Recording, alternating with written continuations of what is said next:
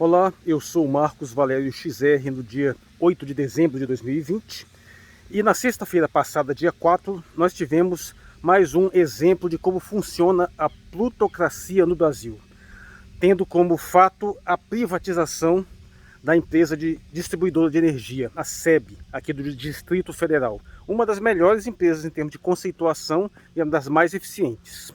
Como previsto, haveria uns 4 ou 5 concorrentes e se apresentaram apenas 3 desses que já tinham sido previstos num texto que inclusive eu publiquei pela dissidência política do DF. Mas o mais interessante é observar, primeiro, como é que funciona o processo de ignorar completamente o interesse popular, a começar pelo fato de que o senhor Ibanez se elegeu prometendo de uma forma absolutamente escancarada, explícita, que não teria privatizações do governo dele. Ele disse claramente, no meu governo não se fala em privatização. Ele praticamente firmou esse compromisso com todos os órgãos, todos os grupos, todas as empresas estatais do DF, deixou isso muito claro. E estelionato eleitoral escancarado. Ele não se reelege em Brasília. Só que não só isso. Nós temos também uma lei orgânica do Distrito Federal que exige que qualquer processo de privatização passe pela Câmara Distrital. E o que fizeram? Inventaram uma acrobacia lá para dizer que não precisava passar.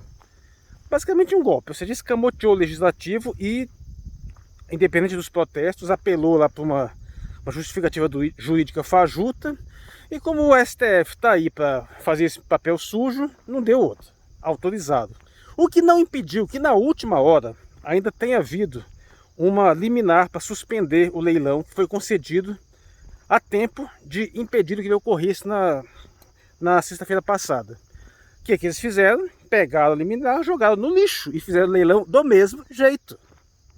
Ou seja, aí você tem os 3 níveis. Você despreza a opinião da população, você ignora a legislação orgânica do DF, atropela a Câmara Legislativa e no final das contas até a Justiça. Você simplesmente pega aquela liminar ali, ó, joga no lixo e vá a merda, e fazem o leilão do mesmo jeito. E vai ficar por isso mesmo. Apesar do leilão ser literalmente ilegal, uma vez que havia uma liminar suspendendo. No mínimo, o mínimo que teria que acontecer seria ter que fazer outro. Mas não estão nem aí para isso. Inclusive aconteceram coisas parecidas no tempo das privatizações lá do FHC também. Não se iluda que isso vai fazer diferença. Esse é um exemplo de como é que funcionam as coisas. O interesse de quem realmente manda vai ser atendido, cedo ou tarde. Independente do que se pense a respeito de democracia desse nosso sistema fajuto que nós temos aí. Mas agora, observando o fato, esses 3 grupos que disputaram lá, o primeiro foi a Equatorial Energia, que é principalmente controlado por fundos de investimento norte-americanos, canadense e norte-americano, em especial a BlackRock, que é o maior fundo de investimento do mundo, é a BlackRock. E você pode observar que eles estão em tudo. Aí ele começou com um lance mais fajutinho, deu lá 1,4 e foi facilmente superado pelos outros. A CPFL, da estatal chinesa, State Grid, concorreu também. Já deu um lance bem mais alto, 2,4. Mas quem ganhou foi inventar uma tal de Bahia Geração de Energia, que na verdade é da Neo Energia, que acabou ganhando por 2,5, abaixo do que o governo esperava atingir. O governo esperava 2,7. Já até me surpreendeu, que eu pensei que talvez eles não tivessem coragem de dar um passo maior nesse estado de delicadeza institucional que está no nosso país. Por exemplo, das outras 3 previstas, elas não apareceram. A começar pela própria Enel, né? Acho que não teve coragem. E curiosamente, essa Iberdrola espanhola que controla a Neo Energia também é controlada pela BlackRock, sabe? A mesma que controla ali a Equatorial. Ou seja, de uma certa forma, a BlackRock está sempre por trás disso tudo aí. Para quem acha que a concorrência basicamente são as mesmas. Atualmente, a briga tem sido entre BlackRock, principalmente, e as estatais chinesas.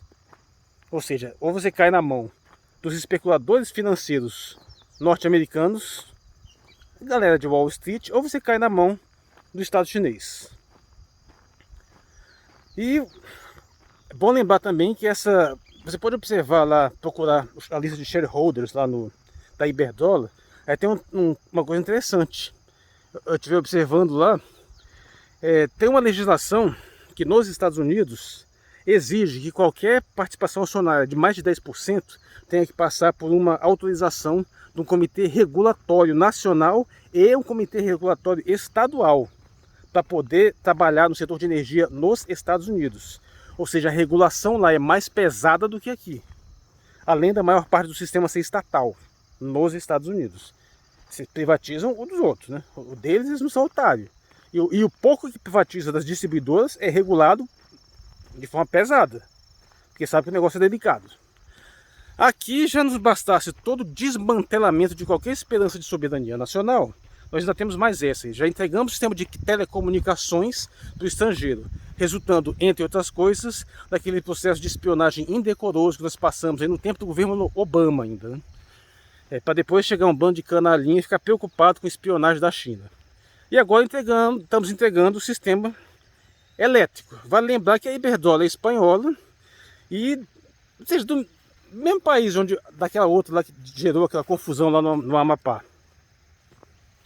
E aí nós estamos entregando tudo de acordo com os interesses. Na verdade a resistência foi até grande. Eles achavam até que eles teriam privatizado antes.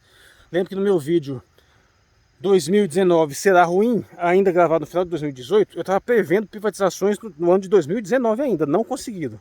Foram conseguir agora no finalzinho de 2020, até porque a partir do ano que vem vai ficar mais difícil. Então vamos tentar privatizar a Eletrobras. Se é que ainda não vai dar algum problema aí também. Mas uma coisa é fato, essa privatização indo para frente, que provavelmente parece que vai. Uma coisa factual é que a tarifa vai subir, aliás, já fizeram isso por antecipação até, né? já liberaram um aumento agora no fim do ano. Não haverá melhoria absolutamente nenhuma de qualidade. Se houver alguma diferença vai ser para pior.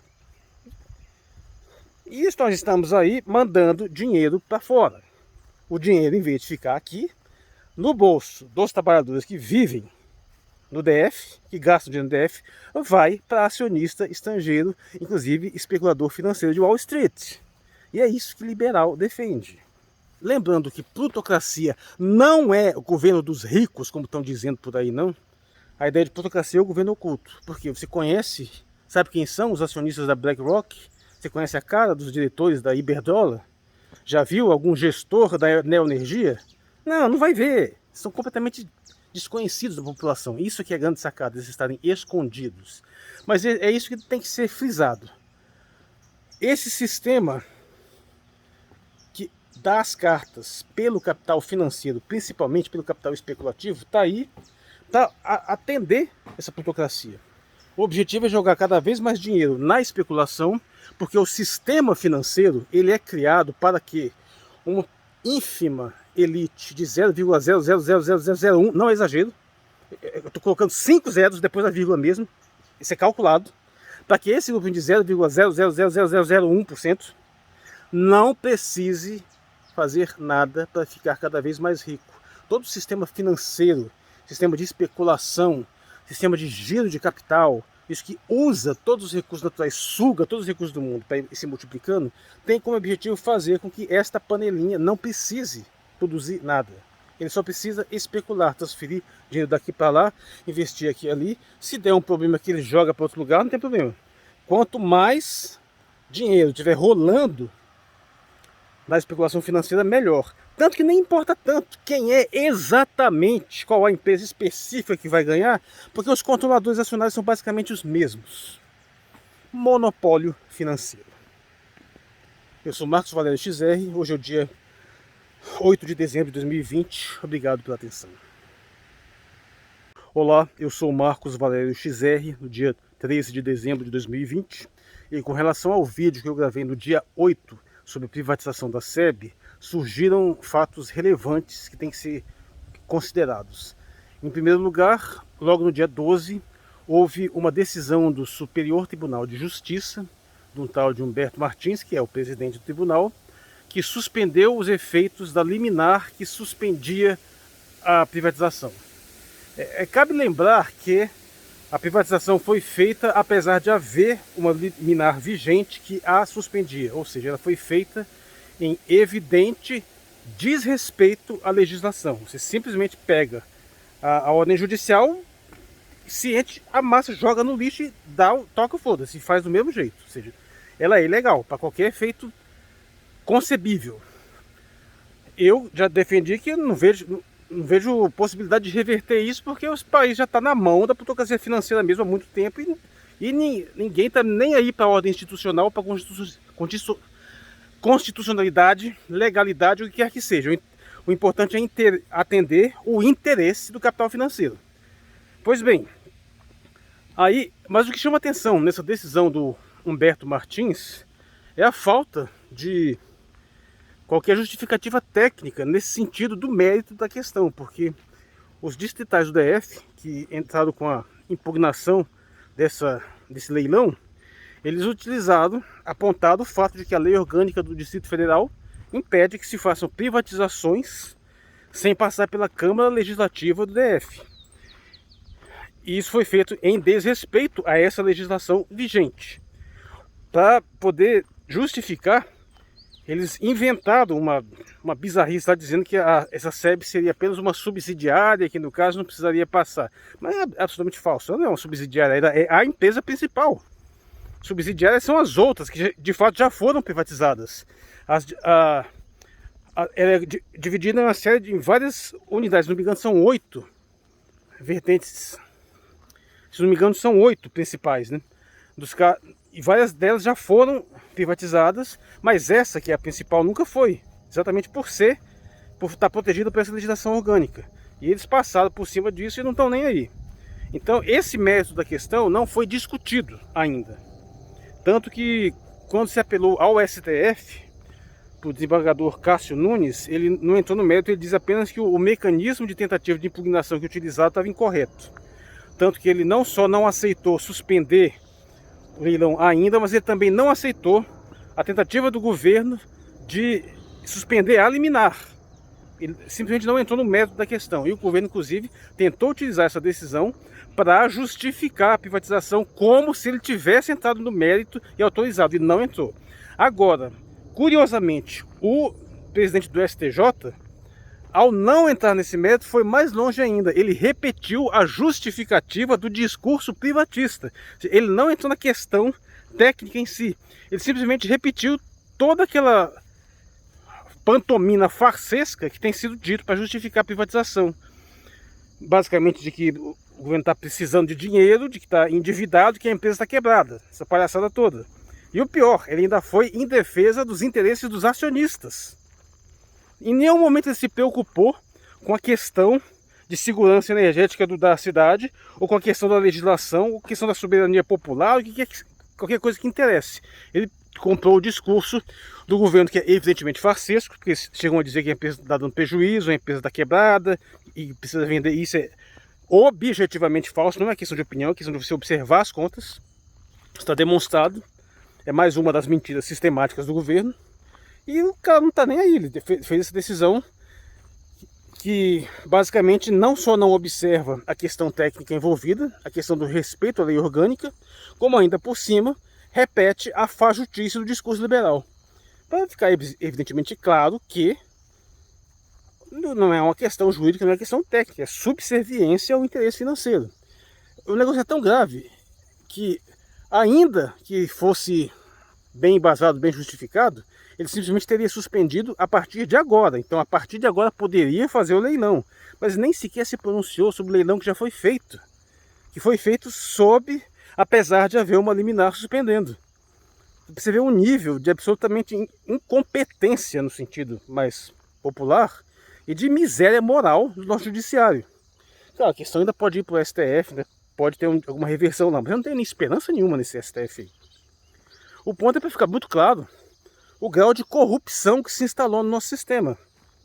Esse sempre tem estado lá, mas ele teve um incremento fabuloso recentemente. Nesses últimos anos, após o processo golpista. Durante o processo golpista, que na verdade ainda está ocorrendo, né? O fato é que está tudo corrompido, tudo subserviente à plutocracia financeira. Mas esse não é o único fato relevante que ocorreu depois de eu gravar aquele vídeo. Logo em seguida, na verdade no dia 9, um dia depois, ocorreu um fato até bastante perturbador, que eu até tomei conhecimento de ontem para hoje. É que no dia 9 de dezembro,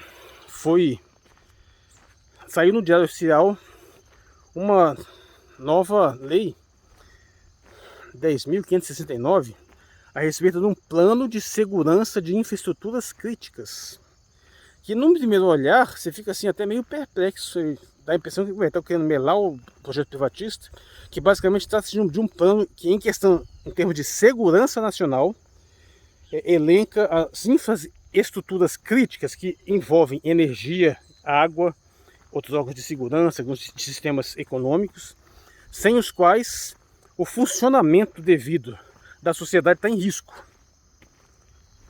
E dá a impressão também de ser uma resposta ao que aconteceu no Amapá, cuja irresponsabilidade e total descaso das empresas privadas especulando no mercado financeiro, resultado naquele desastre lá. Aí no primeiro momento você fica até na dúvida, mas será que foi aquela ala militar mais tradicional, mais conservadora do exército que empurrou esse sistema aí para essa legislação, essa proposta, para tentar proteger lá o... Você fica meio na dúvida. Mas logo depois você vê que no artigo 2.2 e nos 2.3, que apesar de todo esse discurso, que elenca até a questão relativa ao 11 de setembro e uma série de tendências mundiais de aumentar o grau de segurança e controle governamental sobre essas infraestruturas críticas, apesar disso, os caras estão lá, nesses artigos 2.2, garantindo a privatização e falando em parceria público-privada, etc e tal. E aí sim, a legislação ganha a marca registrada do governo Bolsonaro, a esquizofrenia. Que é verdadeiramente bizarro alguém achar que deixar uma estrutura crítica ao sabor do mercado financeiro faça algum sentido com qualquer coisa que tenha a palavra segurança no nome. É uma completa bizarrice. O que pode ter de seguro no mercado financeiro? Nada, é uma insanidade total. Até quando você vai observar esses órgãos que estão em infraestrutura crítica, por exemplo, nos Estados Unidos, ou as empresas militares, o grau de financiarização é menor, eles tendem a ser controlados por ampla participação do governo, e eles têm mecanismos para impedir essa flutuabilidade, para garantir uma maior estabilidade na questão econômica dessas infraestruturas. E no Brasil estão chutando isso para o alto, vai para a bolsa. E aí que se dane, até que tem um prejuízo desgraçado a ver o que aconteceu no Amapá. Você tinha uma empresa controlando, a empresa entrou em falência, negociou as ações, passou para uma outra que não estava nem aí e deu no que deu. E é muito curioso que no dia 9 saia essa publicação no Diário Oficial, pouco tempo depois da privatização da SEB, que na verdade não está fechado, pode ser até ainda revertido. E eu sinceramente já estou meio perplexo com isso, porque não está claro o que realmente aconteceu, se é de fato uma intervenção da ala antiprivatista do governo, que ainda existe, ainda que tentando fazer uma média pelo seu absoluto contraditório, que é o liberalismo, ou sei lá, se tratando de governo Bolsonaro não dá para entender mais nada. O bicho é doido mesmo, nada faz sentido. Mas o fato é que essa publicação, ela vai de encontro, assim, batendo de frente contra qualquer proposta de privatização, porque ela pega muito firme nessa questão de aumentar o grau de segurança e estabilidade das infraestruturas críticas. E se nós estamos falando do medo de ataques terroristas, inclusive cita até as ações criminosas do PCC lá em São Paulo, se nós estamos falando nesse nível, na verdade o certo não só era barrar qualquer privatização, como não só reestatizar tudo, mas era até mesmo militarizar, se a ideia é essa. Mas lançam essa publicação e até agora não sei que efeito isso vai surtir, né? Não deu nem tempo, porque pegou o fim de semana, até agora eu não vi nenhum comentário sobre isso. Parece que passou meio desapercebido. Agora, a questão é como é possível conciliar o privatismo com essa doutrina de segurança de infraestruturas críticas. Como é? Não é possível, é absolutamente contraditório. Se você está preocupado com infraestrutura crítica, com que, no caso mais específico, a geração de energia, a produção de água, estejam garantidos no nível de preservação de segurança nacional, tu não pode deixar isso subordinado à especulação financeira, meu Deus do céu, com vista em lucro de acionista. Isso é auto-evidente. Só liberal mesmo, para não ser capaz de ver uma coisa dessas. E aí como é que fica? Aí eu tenho a impressão que talvez seja uma briga interna lá dentro do governo, que jogaram isso aí, talvez vá ser ignorado depois, sei lá. Ou se já é uma tentativa, um contra-ataque, ou se vai ficar no esquema de sempre mesmo, que é o mais provável. Você tem uma visão antagônica, outra dentro do governo, duas visões assim contraditórias, mas o pessoal, como já estamos num nível de insanidade total mesmo, não estão nem aí, atropela tudo e fica contraditório, fica insano do mesmo jeito. Mas o fato é que, para finalizar, apesar de não estar totalmente solucionada essa questão aí da SEB, pode ser que haja uma reversão. Não sei se essa lei 10.569 vai afetar isso. Eu acho que deveria, porque parece uma resposta a essa questão. Apesar de eu não ter muita confiança na boa índole do STF de jeito nenhum, não acredito em virtude nenhuma do STF, mas é possível que outros interesses prevaleçam ali e acabem revertendo essa privatização da SEB, não sei, ou não.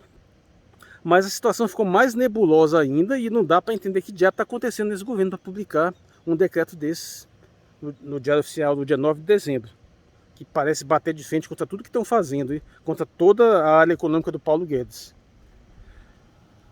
Eu sou o Marcos Valério XR, dia 13 de dezembro de 2020. Obrigado pela atenção.